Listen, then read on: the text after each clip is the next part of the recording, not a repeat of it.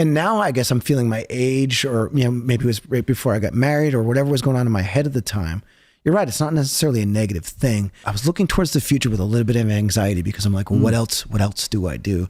And I see how there are other people like, even just in my own band, Mike, he does graphic design. He's like, Adam produces. I'm like, I'm Jesse from Killswitch. What else do I do? Bad times, I don't want to have bad. Do you live here in LA? No. Okay, where do you I live? live in upstate New York. Okay, cool. In like former nature. city, now I'm in the middle of nowhere. That's nature. Awesome. Yeah, it's great. How long have you been up there? 6 years now. So I moved to Woodstock, the famous Woodstock, for like 5 years. Lived in a little musical community, which is nice. But now we're like out, like 45 minutes southwest. The closest thing is a place called the Blue Hole, which is a tourist attraction for swimming in a mountain stream. Okay. But you walk out of my front door, there's a stream and a mountain, nobody. 2 bald eagles nesting. At night we get bears on my security cameras, bobcats. Oh, wow. We're out there. That's awesome. It's great. Do you love it? Love it. That's pretty cool. Why do you think it's inconvenient? Where did you grow up? All over the place. So my dad was seeking God. Mm-hmm. He was going to Bible studies, Bible schools, seeking God. So we moved every like 2 or 3 years. So Florida, Missouri. We lived in the middle of Philly in the 80s. Wow, that's crazy. We lived on a dairy farm in Wisconsin for 2 years. Moved in Rhode Island, then New York. Yeah, I've been all over. That's a really like interesting way to grow up. It is, but I tell you what, it really prepared me for life on the road. Right, life on the road. Gypsy life. I think the same thing. A bit different. I didn't move around, but when I got a little older, like 9, 10, 11, 12, 13, I'd say like 11 to 13 was the age that my family dissolved. And then we were moving all the time because we like we'd get evicted from this place. Then we'd like live with these people from church, or we'd live with these people that my mom worked with, or then we found another place and then we had that and we moved in and then we got evicted from there. And we were like, I could move. If you told me right now, go home, get your shit, you're moving, I could do it. Wouldn't be fun, but I'd do it. Like I've gotten really comfortable at this age, but I still have that trigger in me that's like, I can go right now. It doesn't leave you. It doesn't leave you. No. There's an instability, I think. It's those formative years, though, that's when you learn your muscle memories. Yeah. And for me, the biggest thing was like trying to make friends. I became such a people pleaser because we'd move every 3 years, and you have to learn who the tough kid is, who the bully is. Yeah, you got to navigate. How do you fit into this? And becoming a little bit of a chameleon for a while until I figured out who I was. I was like that for a while. Like the pastor's kid that just moved into the neighborhood that's kind of a dork. Like I always joke with people, like my brother and I were like the Flanders kids from The Simpsons. We come in, oh yeah. Because you're such a cool dude. Now. Yeah. Am I? I don't know. You are a cool dude. I you look out, cool. Yeah, you look cool. And you're in a cool band. Yeah. Well, so that's kind of cool. For me anyways, when I see like cool guy, I'm like, oh, that guy's pretty cool. I don't know if I should talk to him. He's too cool. Like that's when I see guys and I'm like, oh, that guy's cool as shit. I think because of the way I was raised though. And then, it's punk rock. Punk rock changed everything for me. So up until that point, like my first memory, actually, I'm going to back up. I don't even think punk rock. I think it was hip hop was the first thing to hit me because we lived in Germantown, Philadelphia. It was a crazy, wild place. We were the only white family in blocks and blocks. Like I grew up around a community of people. I saw the first break dancers on the corner playing, like Houdini and like that early shit. And they called me Little Man. That was their name because I'd go to the corner store and get my bubble gum or whatever with my allowance. And I'd stop and watch the breakers, and like that culture was the first thing to me as a kid that was so different from my home life. Yeah. Happy Clappy and Jesus songs and stuff. And seeing the rebels. And back then, the way they dressed even was so funky. Yeah, it was so cool. Feathers and leather and, kind of glam metal, but like rapper stuff. Yeah. And as a kid, I loved that stuff. So that's kind of where I used to have the, it's funny, I'm trying to think what's her name is. Pat Benatar used to have like that rolled up bandana with her little fuzzy hair. I had a mini mullet with like the bandana and the jean jacket, the sleeves cut off. Super I cool. tried to be down. Little white kid trying to be down in the hood. That's kind of when, I started to see the other, like there's the church life and then there's what's going on in the corner. Yeah. So that was the early spark of me. I was like, I want to know what the cool kids are doing the robot and breakdancing. That was addictive to me. But I wonder, like, well, I think we answered it. I think that my ability to move around like I had to when we were, in those formative years, even though it was locally, it wasn't across states and stuff. It was more of a locally just finding places to live. I do think that it made me really adept in, like, it set me up for, like, being able to go out on the road for 15 years and not stop and be okay with it. Yeah. At some point, I think it's not mentally healthy. Exhaustion. Yeah. And I think also just not working on yourself for long enough, and your problems they're down there in you. Well, it's kind of like that when you're on tour, you can kind of get away. You can sideline that shit. Yeah. I mean, and relationships can fall apart and you're like, I'm going to keep going. At least I have this next tour to look forward to. Push it aside. Yeah. And it catches up to you after None a of while. it's real back there. That's the word, You can real. forget all of it. And you can live in this, like, fantasy on the road where And people are throwing stuff at you to keep you numb to that. and like drinking or whatever the fuck. And anywhere you are on tour is somebody's Friday night. So everybody's just having a good time, or, you're in this bubble of, like, not reality. There isn't, like, day-to-day consequences really if, like, you don't want to. I don't know. It's like you can go around and do what you want, when you want, how you want, in so many ways, like, I mean, it sounds worse than it is, but especially it's more in the like, early days when you didn't care. yeah. And so you're not building anything sustainable over time. Personally, you're building this career that could be sustainable. There's a lot of things to be done out there on the road that we did. We built careers, and you and me both built lives, and certainly, like, interesting lives that are not, the normal kind of thing. That's not what everybody does with their life. But, like, there's this fantasy that's not actually what you're doing. You're actually out there living this dream. And I think for a long time I was bought into that this was just like I hit a lottery and I was lucky and I should just, But then when I got older, I had kids, and I kind of, like, I think my feet hit the ground. I was like, no, you're out there building a business. You're out there building legacy. You're out there building some things you can touch, some things you can't touch, but you're building something that matters. I like legacy. That's a great word. know? But yeah, when you're young, especially, put money in front of it and just partying and, like, it's like a theme park ride. It is. And, I was able to dip in and out of that because when I left Killswitch initially, I went back into the working class. So I had 9 years of carpentry, bartending, doing real work. So when I came back to the band, I had a few years of, like, living the drunken, having fun and being stupid. But I had the reference of, like, I could be doing this. So I appreciated it more, I think, than had I just lived it through the whole thing, Like, that's where I am a little different from my bandmates, because I remember bartending. I remember those nights at 4 a.m. where I'm drunk thinking, what am I doing with myself? These bands are out here touring and I'm stuck behind a bar, like, washing spit out of glasses.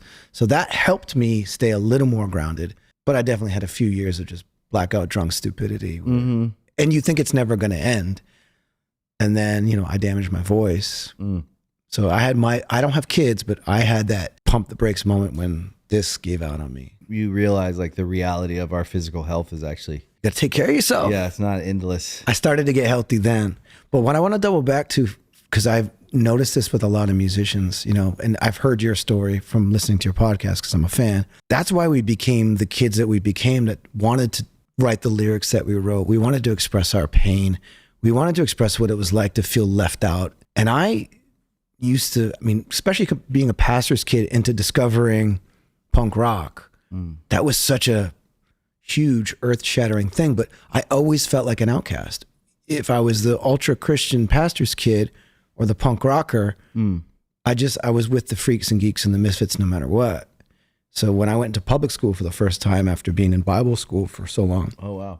Kids, What's Bible school? So basically my dad. Tell me about Bible school. I want to know about that. So my dad, because he was studying to be a minister, he got us into private school for free. Okay. So we're like. So it was like a Christian like day school or something? Yeah. So we're like living off the co-op and government cheese, poor, living in like a roach place, in Philly, that my dad, to help pay the rent, would do carpentry during. So at night, he'd go to the school all day, then he would do carpentry. So he worked at the school? No, he worked on the house that we were living in, so we could live there. Oh, wow. The lady across the way, whose name, it gets really funny. Her name was Mary. Mm-hmm. Her son was Moses. Oh, wow. Her son was a pimp. Oh, wow. And Moses protected us. Ironic. He used to escort us to like the train station with like a sawed-off shotgun in his coat because we were the white family that some people didn't want in the neighborhood.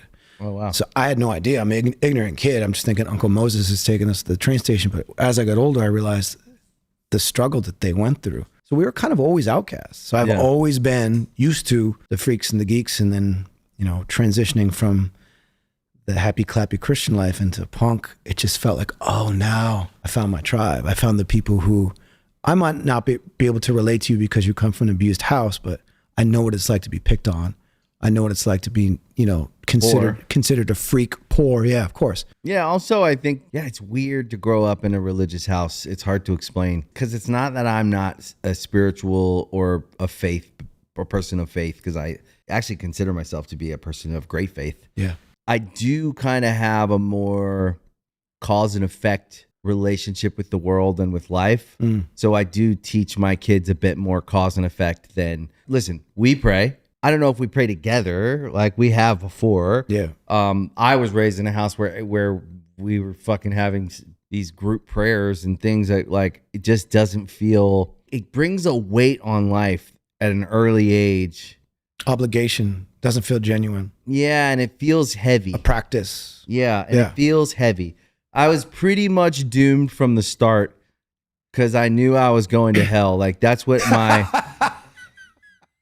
at a very young age, I don't know how it got in my head, but I was like, well, I'm going to hell because I'm sitting here with all these people that are going to heaven. Oh, it's funny. And I did everything they told me to do. I did. I was very good. I was like not a bad kid. I was definitely. You can play the role. Yeah. Yeah. But I didn't feel like the same. And it's not that I don't believe in God either. It's just that I didn't think that's what God wanted for me. I didn't think God put me here to stay in a house and pray all day and speak in tongues and do all this stuff. And like when the whole world was going on outside and my mom was terrified of it back when I was a kid, she's just like, everything was bad. Everything's demonic. Everything's demonic. Yeah. Every spirit of this, spirit of that, the spirit of this. You're like, where are the spirits? Because I'm terrified. Like I remember just feeling like the spirit of whatever is going to get you. And I'm like, is it a demon that's going to get inside of me and take over me? Like shit like that when you're little is like really heavy stuff. And then anything good that happens. So what's the point of working hard and having a dream and working towards it if the only way that things happen is if God faith. And so there is no work. It's just faith. So I believe in faith. And I say to my kids all the time, I'm like, we got to just have faith and keep going forward. And like, there is a plan, I'm sure of it, but we have to stack the deck. Yeah. We got to try and get every opportunity and everything we can do to stack the deck in our favor to get to the next step or to win the game we're playing or to have success, whatever that means with our health, with our work. We have to do that. And that was the difference. Like, I think when growing up in my house, like rich people are bad. These people are, and I'm like, actually, there's tons of really great rich people that have helped the world in so many ways. And there's some real assholes. And then there's tons of assholes that are poor as well. Yeah, of course. And then there are some really great people. Well, so it's like the generalizations don't work. Yeah, they don't work. So that is growing up in that house and then finding my way out into the world and feeling like I finally found my place with music. But even in Good Charlotte, we always felt like we were a little bit outcast everywhere because we weren't really a part of any scene, even though we kind of were around everybody. We never got fully embraced except by the people who liked our music. Right. And so that's kind of where we ended up pouring. You know, I remember when we did our first show where there was like 150 people there sold out. I was like, these are our people. And then we just started building on that and that became our place. But it was weird because when you grow up in that kind of house, it plays tricks on your mind. Of course it does. Yeah. You know, but I think, you build off of that. And especially with what you guys did, I look back on the early days, where genre was so important. So important. Yeah. So being a hardcore kid, that's initially where I would say when I heard Minor Threat and I started to get into that movement, bands like Earth Crisis, Strife, the straight edge movement for a little while there, it was almost a uniform. Like it really was a very, like, you can't have double bass, you don't solo, it was a very strict, like genre mattered a lot back then. Very much. And as you get older, I find myself backpedaling to bands and like, who cares about, like, especially now at this age, I'm appreciating all these bands that I used to like go, not my thing. Yeah. And as you're older, you're like, that shit is brilliant. I feel like that with you guys. Like, you guys were brilliant because you didn't fit the mold. Yeah, we didn't fit anything. But that's why it was good, because that's the ultimate punk rock. Yeah. You didn't let it stop you. People can clown on you and say whatever they want to say, but you continued on. And what I love about what you guys did was it was like opening up somebody's journal entries and like reading like painful shit. Yeah. That's important to people who are probably still listening to you now, that are now adults, that are probably still alive because of that type of stuff. And that's what I realize now with everything that I've been through in my childhood, everything we've been through, we're still here and there's a message there. And the message outweighs, to me, everything. Not even just music, but the way you carry yourself in life, the way you are as a business person, the way you're helping other bands through what you're doing. That, to me, is the community of quote unquote punk, if you will. Generalization, punk, like the do-it-yourself. Don't wait for somebody to pay your bills. Pay the bills. How do you pay the bills? Hustle. Book your own shows.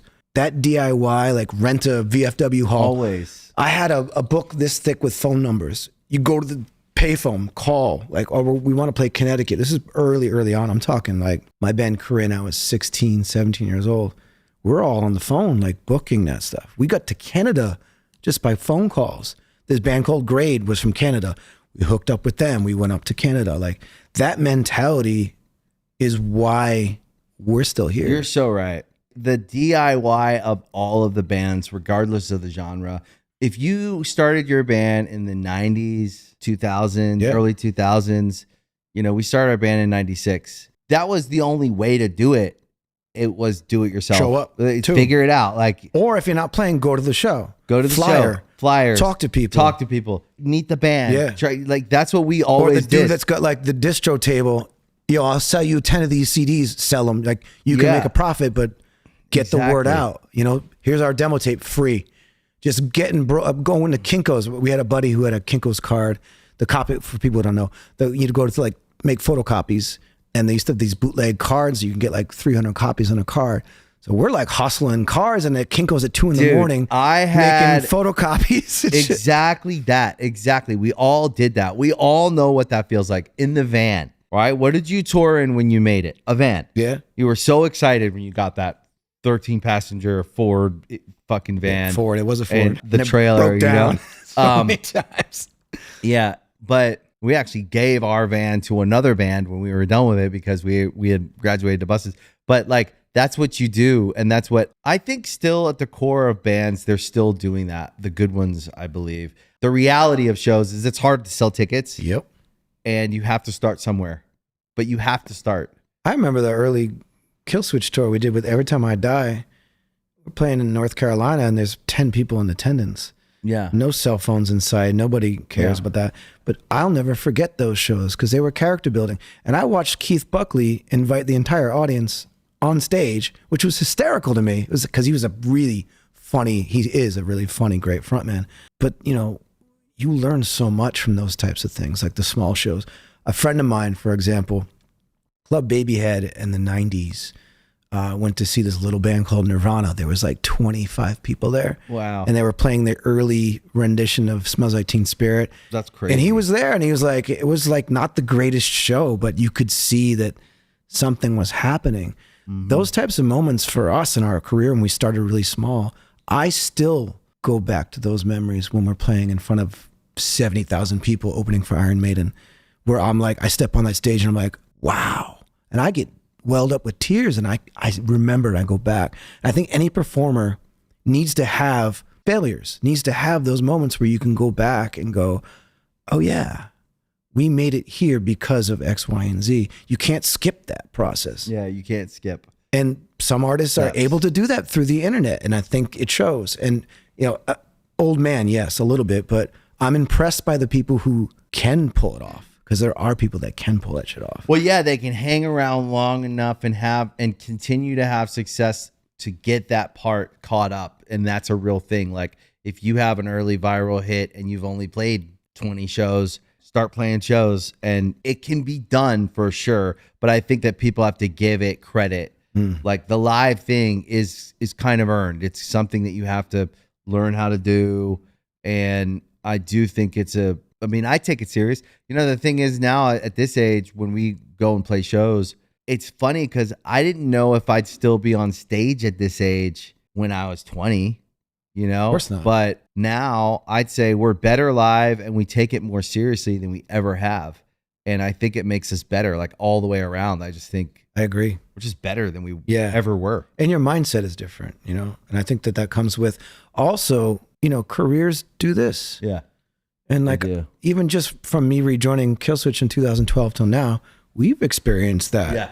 Where you're looking out and your audience going, oh, this is slim pickings right now. Like it's not horrible, but you can feel when it ebbs and flows. And it's what you do during those downturns, which just determines your success overall. Well, I would say 2012 to 2022 were really bad for rock. Yeah. Just really, really hard. So I would say that the fact that you guys could continue to work through what I would say from 2010 to 2020 was, to me, the best decade for bands starting. So there's a lot of great bands that started and a lot of great bands that kind of formed out of that decade. But the worst for bands as far as like a success metric of like streaming, tickets were tough. And now I think around 2021, 22, 23, we kind of have turned this corner. And now I'd say we're experiencing the full like swing of that, where it's starting, where I think this next decade is going to be very rock heavy. Like it's going to be a rock decade. Yes, I agree. But the last 10 years, 2010 to 2021, 2, very hard for rock. And if you look at if you just looked at the metrics, you'd see it. Like it's like there's proof there. It's not a question mark. But you had a lot of great bands come out of the last 12 years, formed and started, and bands that I think are going to have great careers and have great careers. You rejoining in 2012, you picked a tough decade to get back to it. But the fact that you're sitting here and you're still a band and you're still working is a testament to, I think, it's the legacy, it's the catalog, and it's the group of guys. Absolutely. And I just think too, passion, you can't fake that. Yeah. And you're a good band.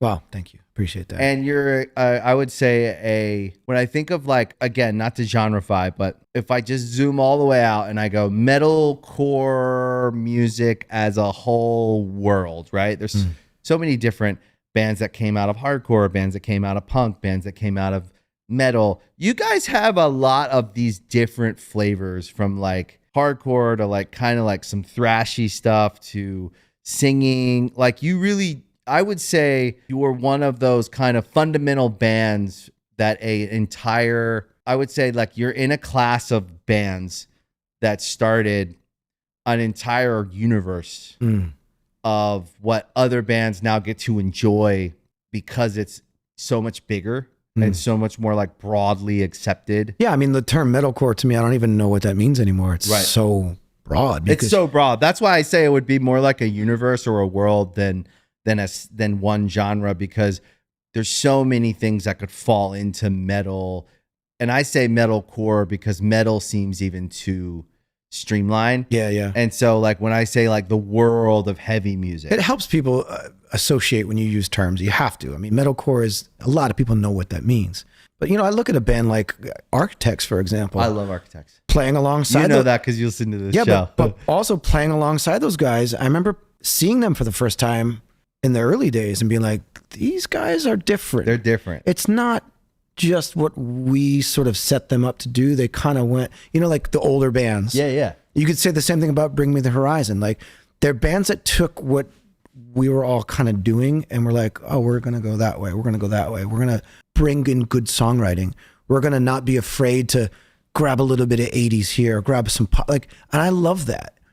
But when you say metalcore, it's like, it's so broad now. Like, I don't even know what that means anymore. Yeah, and I would say like most of the time I kind of sum it all up with like heavy music, but that doesn't even feel right, because for me it's more like just metalcore does kind of accomplish what I'm trying to say when I think, but also sometimes I'll say heavy music, sometimes I'll say metalcore. Yeah. But I do think it's like the world of heavy and rock music where screaming is allowed, singing is allowed. That's a world, right? Yeah. And I think that like I put you guys in a class of bands that really foundationally like started this world that is now so big and broad, and so many bands the get world, to yeah. enjoy it. You know what I mean? And I do think it's cool where it's at. It's a genre of music that's going to be bigger than ever. Like it's already on it. It already is, but it's continuing to go to new heights that I don't think any of us can imagine. And I think we'll remember this conversation when some heavy band is the biggest band in the world, and it will happen. But all that started in the 90s in basements and garages, and with guys like you that were expressing themselves, but also probably didn't feel completely like for me, I didn't feel like I went to some hardcore shows, went to some punk shows, never felt like I was completely accepted, even though it was probably in my head. I don't think anyone cared. It's funny you say that, but it's true. It's But so true. you know what I It's mean? Like so I was true. like, I'm You just cared not a as lot. tough or not Yeah. as cool, not as this. Oh. And then when we started our band, we wanted to be big. We wanted to play big shows, and we wanted to like have, Which was a no-no for some scenes. yes, Like, yeah. back then. Punk rock guilt. yeah, Yeah. yeah, and it was a But good on struggle. you. And look at you now. and you know, now I think we're around the same age. I think we can look back at it and forward with a lot more experience and age. You realize like when you were younger, all the things that you were caught up on or things that you cared about, most of it falls away. Yeah, it doesn't matter. You just age out of it. Yeah. You know, for me, I'm always kind of, I can be a fan of a band and never meet them, but I tend to really like believe in people, and I meet people and I'm just like, you know, like I was a fan of Architects, then I met them, and they became one of my favorite bands because I like the people. Yeah. It's just good quality people. Yeah. They're just good guys. Which is huge. And again, going back to the don't care about genres anymore, like I'm the same way. I've met people that I'm like, their band's all right. And then now that I know them and I go back, I'm like, that's such sincere music. Yeah, like it's yeah. so good. It's nice. You know, I don't want to name names, but you know, there are bands that I was like, when I was younger, I was like, they're lame. And now I'm like, I love them. Yeah, yeah. That so happens. fun. But it's just being, you know, I think, again, going back to the Cool. passion though, like, you know, this last record we put out, it took me a lot to really dig deep, to go at this stage in the game. Yeah, we have our, you know, credibility, we have our legacy, but I don't want to put out a record that's like, let's just put it out and go tour. Right. You know, like Yeah, me this, either. this last record, and people roll their eyes, and I know I try not to read online comments, but I know people clown on me because I'm always like, it took so much to do this record. Yeah, because I man. really Yeah. care. Like I Yeah. fell into a depression, but like legit. At my age, you know, I'm 47 now. When I was writing this record, I'm, you know, 45, 46 years old, spiraling myself on purpose to get that grit, to get that passion that I felt when I was a kid, but to have it be genuine as an older man. So instead of it just being me and my diary kind of record, I looked at the world, you know, coming out of the pandemic, all the infighting, all the hatred, all the division, and then watching how this calculated world, this warmongering world, like all of this manifesting in a very dark, ugly way. And I looked at that and I had to really sort of, well, how can I help? You know, like, how can I help this world? And I know it sounds like a very big question. And like, as a musician, you have to care enough to like want to put yourself in a position where I had to bleed. I had to bleed out my childhood. I had to bleed out what I went through during the pandemic, all the self-doubts, all that stuff, to fully be present to who I am as an artist now, to be present in this moment right here with you. Like, you got to work on that. And to be able to sit here like and be vulnerable and like let your guard down is not easy. No. So especially as like band guys, we don't do that a whole lot Well, because there's posturing. Right. We're taught not to, actually. Right. You can't but put your I guard think there's down. a strength to that. And people can clown on me all they want, but like, I'm not afraid to cry. I'm not afraid to say this shit hurt. I'm not afraid to say I felt like a failure. You know, I'm not afraid. And if you can document that through your music and people see it and you got a fan for life. Yeah. Because it's real. That's the bottom line with anything we're talking about right now, you and I right now in this moment. This is real. Yeah. To be a real human, to be vulnerable, to not be afraid to look foolish maybe to somebody else. Like that's why we're still going as artists. Yeah. You can do business, and I much respect to you and your brother. You guys are killing it, but you're still artists at the end of the day. First. You might be business people, and it shows in the way you carry yourselves as business people. And that's what makes it great, because you care. Where business world, you're not supposed to care, technically, right? Yeah. You're supposed to look at the bottom line, the numbers, and you can do that as a band too. You can be, we're going to be rock stars, success. But if you didn't really care, it wouldn't work. No, yeah. I think that the greatest strength is what we thought was our greatest weakness. Amazing. Always, you know? That's wisdom. Yeah. I thought that caring was a weakness. And as I got older, I realized that it's actually what made me special. And people are drawn to that. Yeah. And to be honest with people, or to be vulnerable with people, or to want to be friends with people even. Which is a breath of fresh air in the entertainment industry. Yeah. Because the entertainment industry, you learn early on, there's snakes in the grass everywhere. Yeah. And you're really like taught by gatekeepers and stuff to be afraid of everyone in some ways. And it's interesting because we're like pretty vulnerable. Like I would say artists in general, we're like pretty vulnerable to bad actors and characters who could get in and, you know, and be that. And I think we learned over time, like a lot of times, like bands don't communicate with one another, don't become friends with each other because there's people in the middle talking to both of them in the ears, blocking what could be like a really powerful. We are stronger together. So to pull resources is a thing. You have that, I have this. What if we share? What if you have a little bit of what I have? And what if you, no, that's the whole point of like touring together. Like we're sharing the idea that we could accomplish things faster together is not just an idea. It's true. It's really true. So all the bands at MDDN, they do better when they all do better. You know what I mean? It's like, it's a community. That band's doing good. That band's like it all affects each other. And it's this like living, breathing organism. And every time more people come and the thing grows, everyone has more success somehow. Right. And there's room for as many good songs as you can write. Yeah.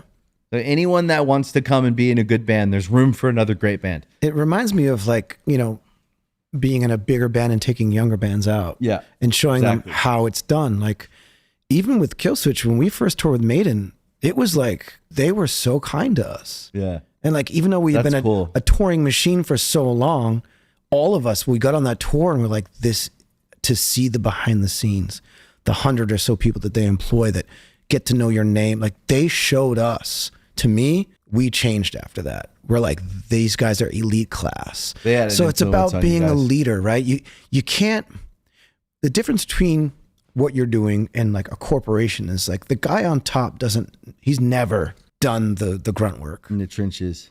So when he's calling shots, everyone in the company is like, it's not just numbers on a screen that doesn't make sense. Where if you're a leader and you've been through the trenches and you come up and you say, hey, we should do this because X, Y, and Z, like, you know it because you lived it. That's to me where community and success meets, where it's not about the money, but the money's going to come. Yeah. Money's a byproduct of success. Right. But you helping somebody helps you. And that's how it should be, right? Yeah. Period. Yeah. And it's beautiful, like what you guys are doing. And I remember I reached out to both you guys through Ed Sullivan a long time ago, maybe a year and a half ago. Yeah. I was kind of just in a dark headspace. Oh, what was it you think? I don't really know. I think a lot of questions with the future, you know, and how you guys were able to diversify your lives. I'm kind of searching. I'm getting into that age where I'm like, what do I do outside of that? So I started a hustle outside of just Killswitch, and it's actually opened a lot of doors. But I think that, you know, you get to an age where legacy, you mentioned it earlier. I love that word because what is it? It isn't just a band. It's you as a person. What do you have to offer as a person? You know, outside of who people think you are on stage, how do you carry yourself in your regular life? How do you carry yourself in other business ventures? And that's kind of where I was at that time. Like I felt a little lost, and I was kind of just like, interesting. These guys are doing it.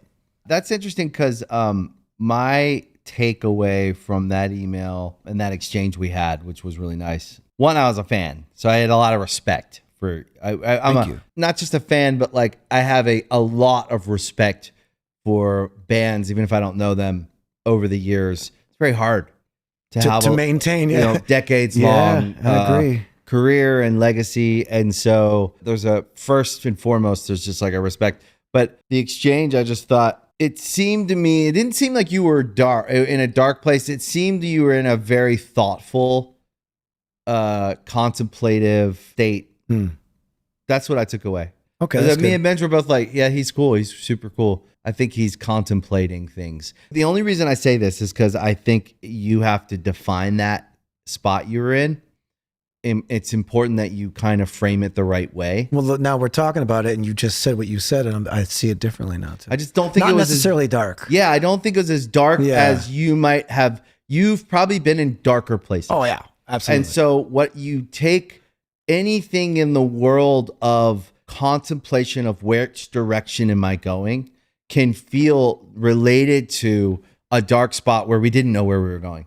So they can get conflated a little bit. No, I see that. And the only reason I say that is because I do think that we have to frame ourselves to ourselves, because I was raised in a house with someone who struggled with deep depression, bipolar, those things. And until I started really working on myself in therapy and in other ways where I really started growing past what I had come from and what I had brought with me, PTSD. Yeah, PTSD, all those things, and start unpacking those things. Some of them you can put away forever. I think that I learned like, okay, just because I'm in a state of contemplation and I don't know which direction I'm going to go, I got a feeling it's probably something like there, but I'm in deep contemplation, and it can be a little scary because it's hard to acclimate with the, I think like one thing that we're always doing is we're acclimating to our surroundings, to our environment.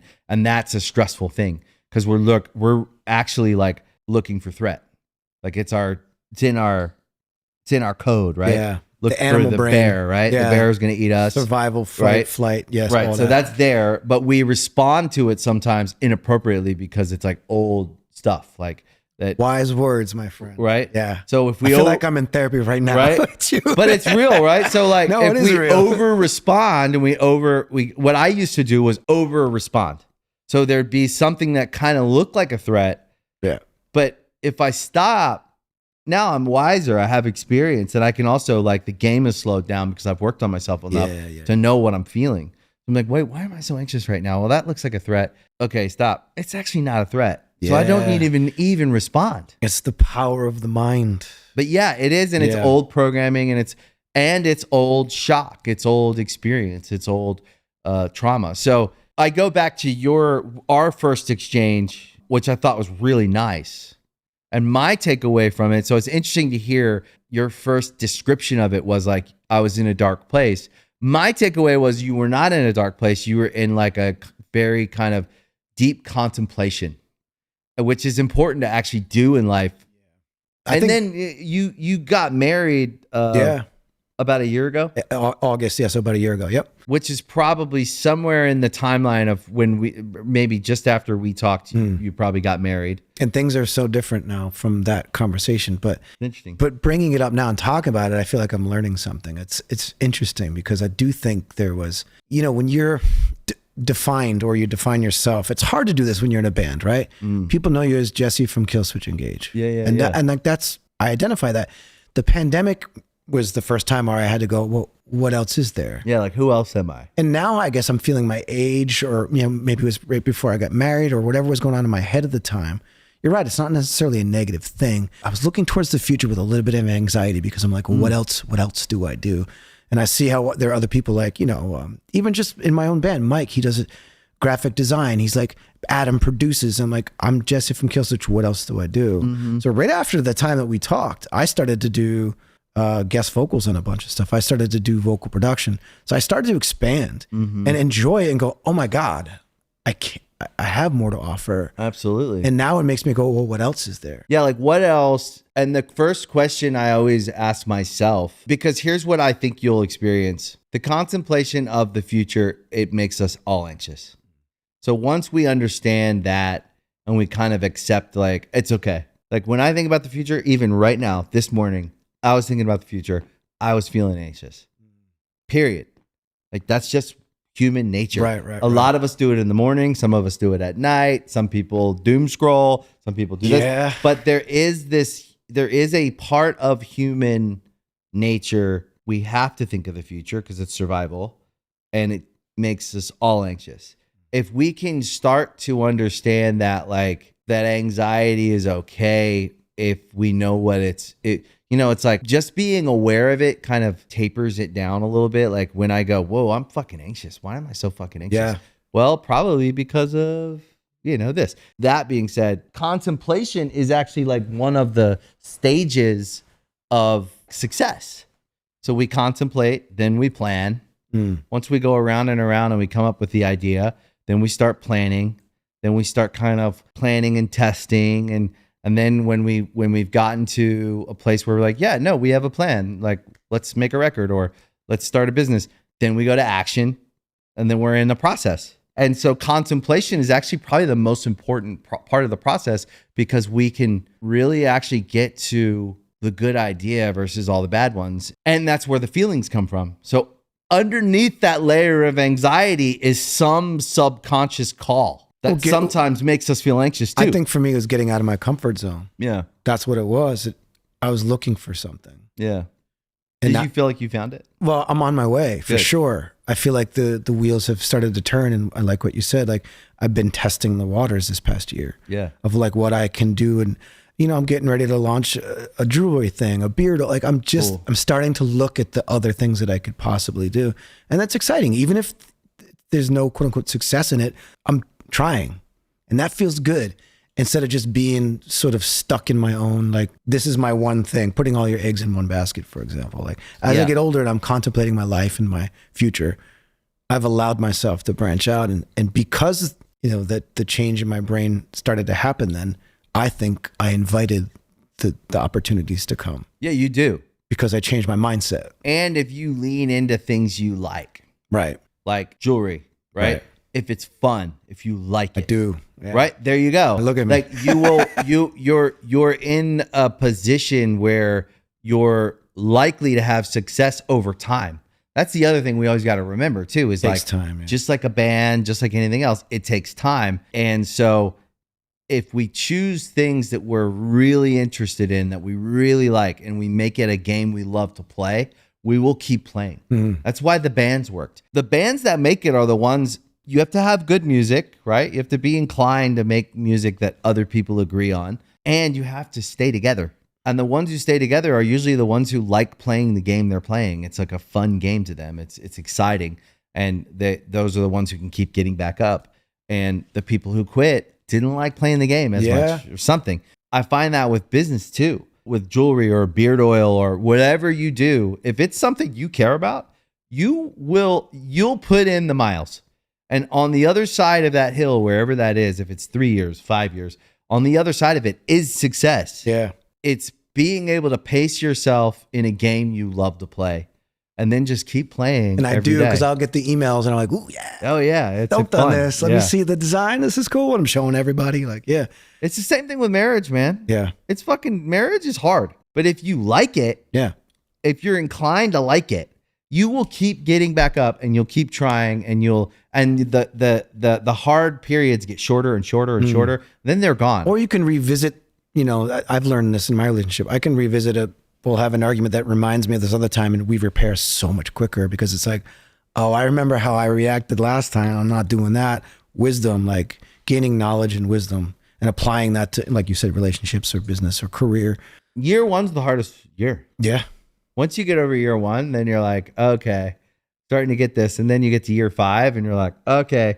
And then, you start to, it's cool. It's work though. I mean, as with anything, you have to put in the work. You can't just neglect. Yeah. And like, especially with a touring mindset. I think in the early days in my first marriage, there was, when I went on tour, I would clock out. Yeah. And like, just deal with it. Why are you contacting me? Like, go live your life. And I neglected it.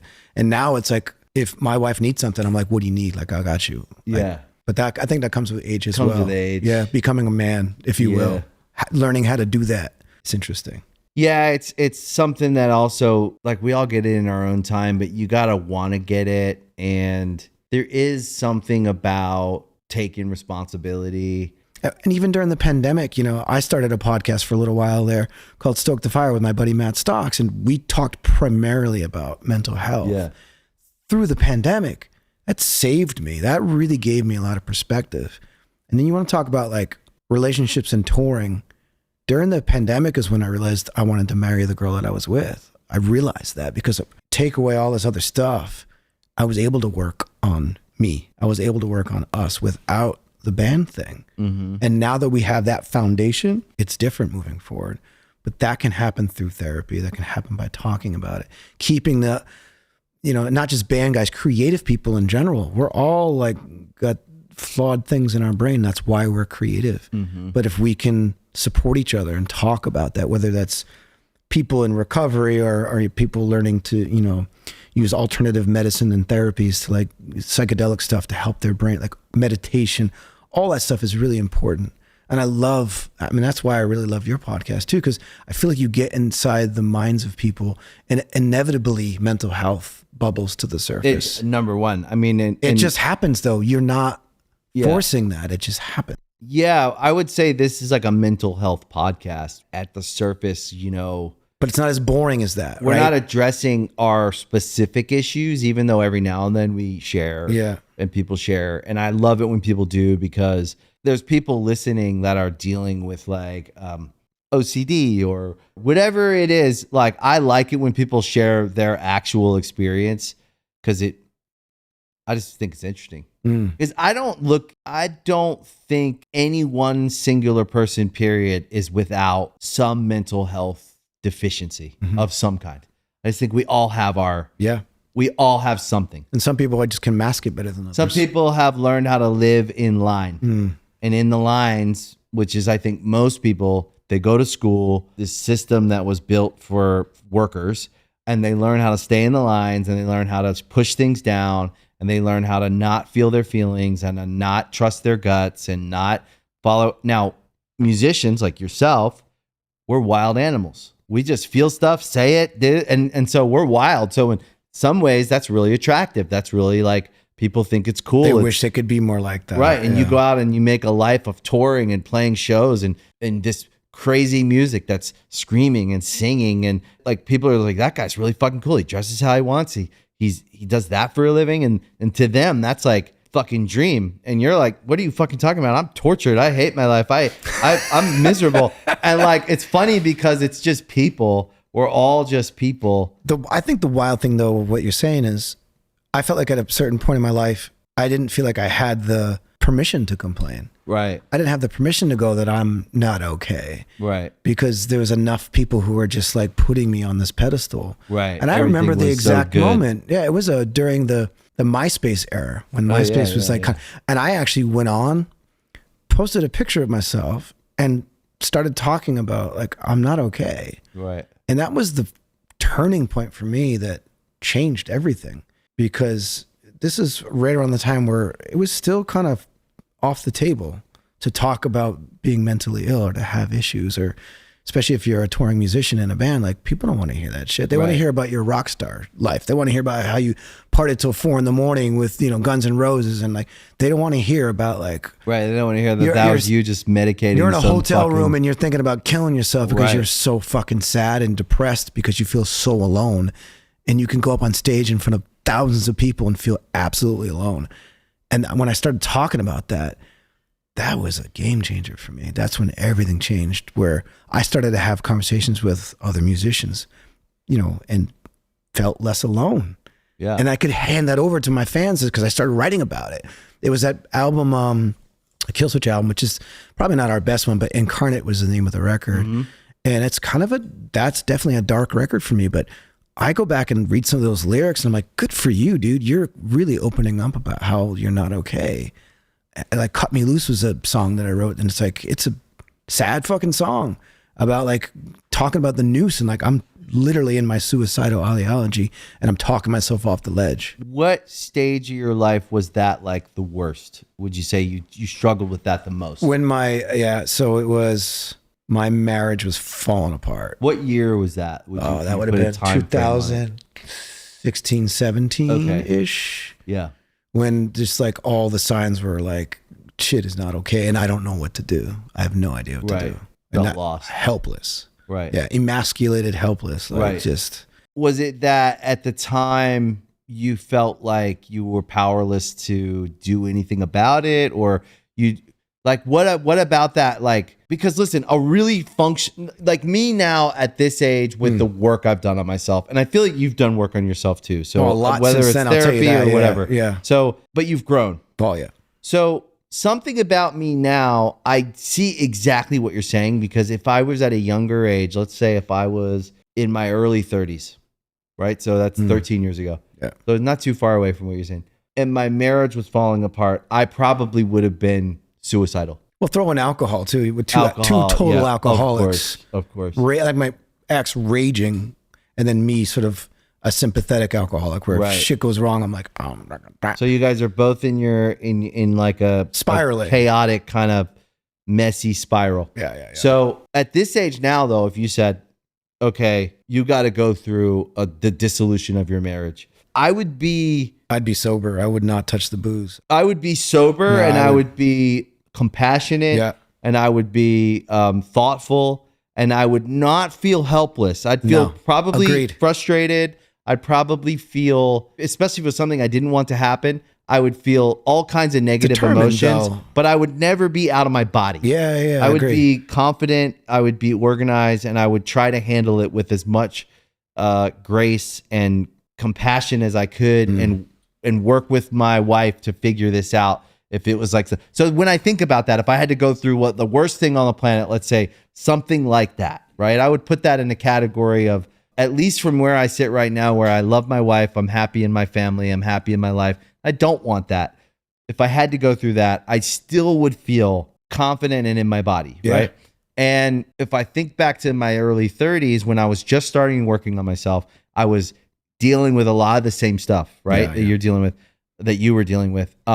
I do think I would have felt the same way. I would have felt out of control. I would have felt like the world is ending. Yeah. I would have felt like, what am I even doing? And just like the messy chaos of hopelessness. Well, I like the term you keep repeating, out of body, in body. Like now, I mean, when I met my wife now, when I first met her, I was still in not a party mode, just like raging, single, and just like medicating, kind of being a piece of shit for a little while. I was trying to be a piece of shit. What I would say is, like, when I hear about those times that a lot of us have gone through. Yeah.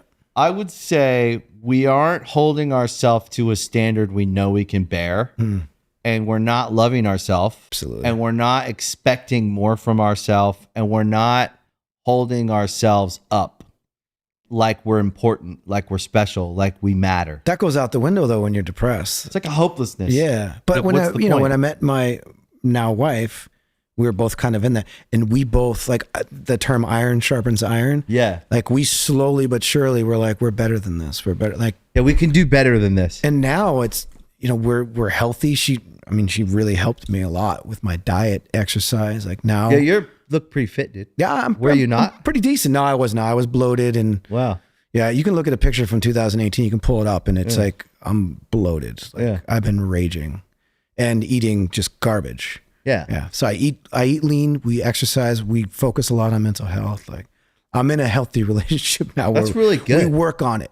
Yeah, you guys both care about it. I love her to death. She's amazing. That's awesome. She's a little warrior, and she comes from crazy, like, crack house, Staten Island ghetto. Like, okay, she's from Staten Island. Yeah, she comes from a dark, deep, crazy place. So she's a warrior. Yeah. And she saw the warrior in me and kind of reawakened that. So How long have you guys been together? 6 years now. That's nice. Yeah. Yeah. She's awesome. And you've been married a year. A year. Yep. Do you look back at your younger self from the first marriage? And by the way, I appreciate you sharing it. I mean, it's a tough thing. It actually, I think, is something that people need to hear, right? That you can survive. Yeah. And that like not every relationship is actually meant to be forever. I would bet that the experience made both of you better in the long run. Right? I can't speak for her. I don't talk to her anymore, but Okay. I'm definitely much better for it. Right. A lot stronger, a lot wiser. And now I can sort of read the signs and, avoid certain types of people. We allowed snakes in our community that really helped dismantle it. It's tough. So now my friend circle, like my eyes are wide open. If somebody sidesteps a little bit, I'm like, bye. Yeah, you can organize people where they should be. Me and my wife are very protective. I think when you get to a place where you are not hopeless, this isn't the last deal you're going to be offered. This isn't the last person you're going to meet. It's not so desperate anymore. It's not so desperate. You go, which is a nice place to be in. Not everyone can say that. But you have to get there here. Yeah. Before you get there here. Yeah. I really believe that we have to see it for ourselves before we have it.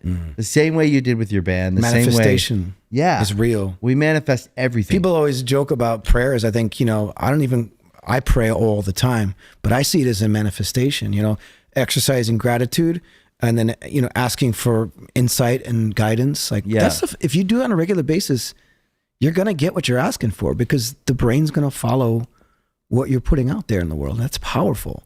So thoughts and prayers are actually powerful, but going way back to what we were talking about earlier, without works, it's dead. So you got to put the work. It's all of that. Yeah. Manifestation and putting in the work. When you think about Killswitch Engage and you think about legacy, like we talked about, what do you hope the legacy of Killswitch Engage is? And let's say, let's look forward. Right. Like you guys have a great legacy.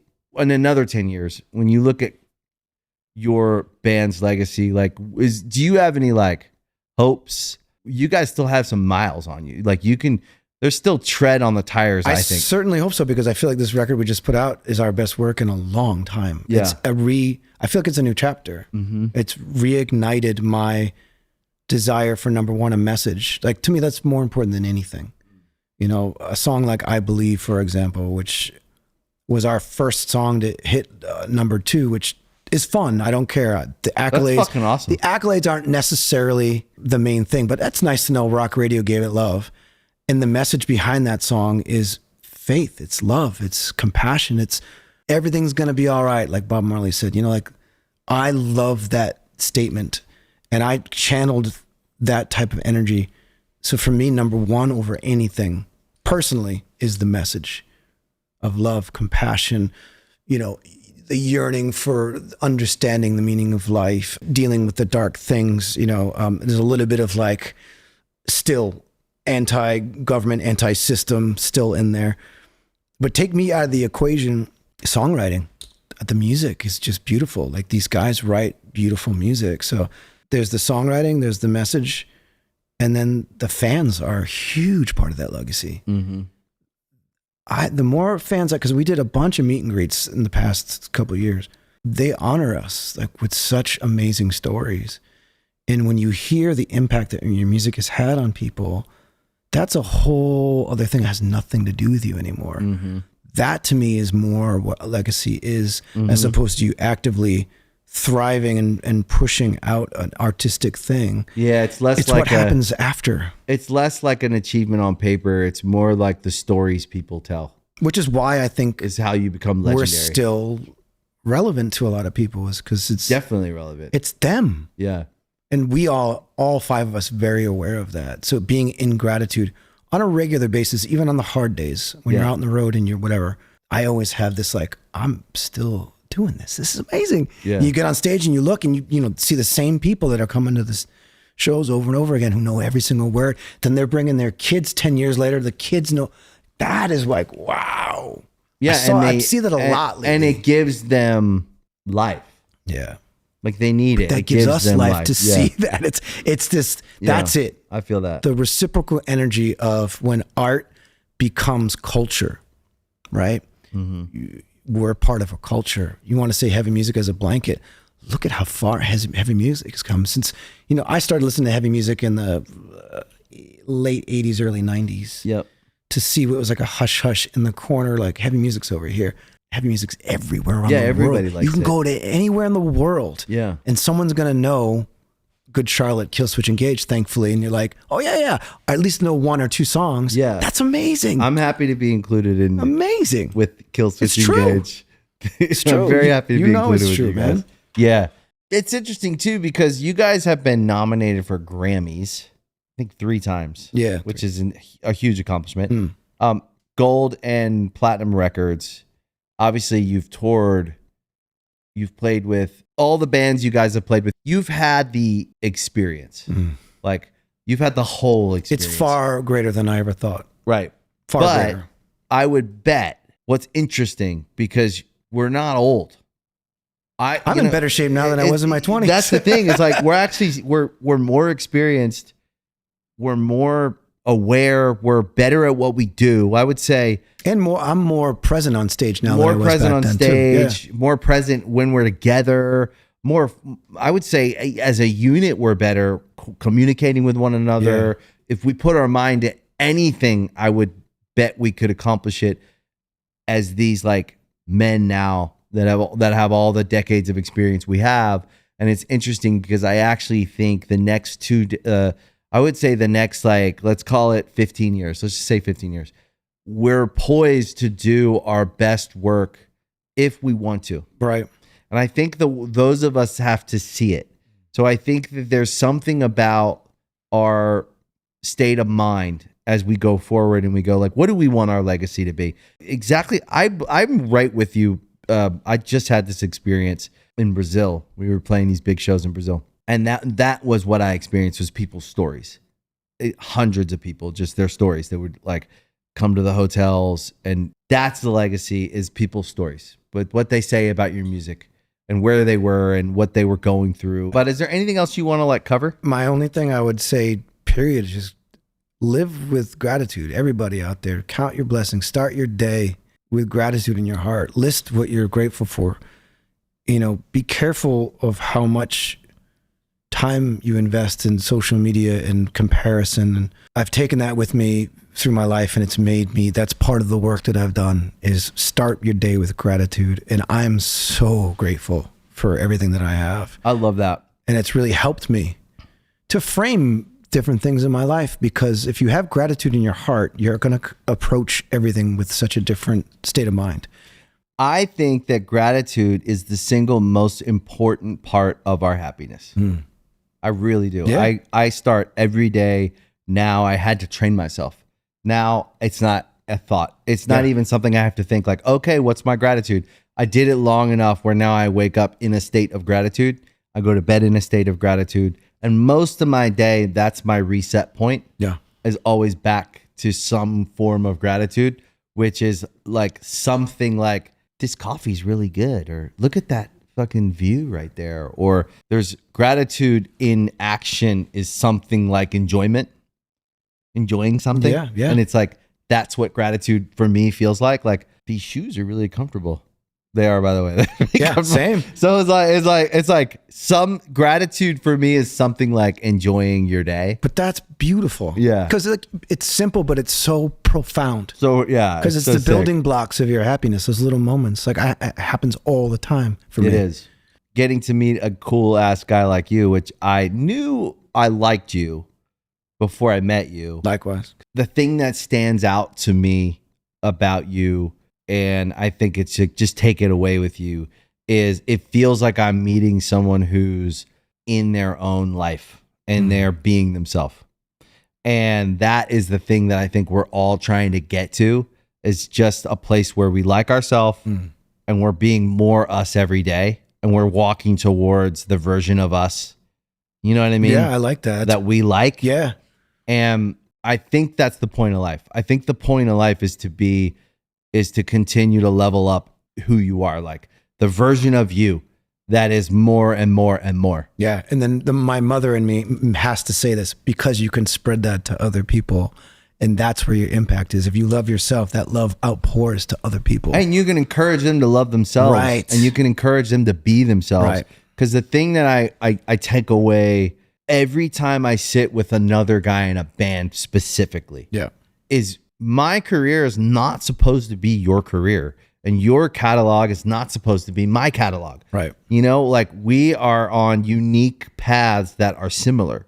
So there's a lot we can share. There's a lot we can relate to. There's probably a lot of insights we could share.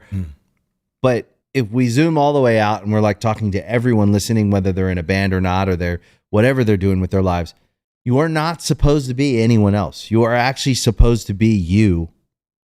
And the journey is like, and the game we're playing is what does it mean to be me? And what does that mean? And how does that feel?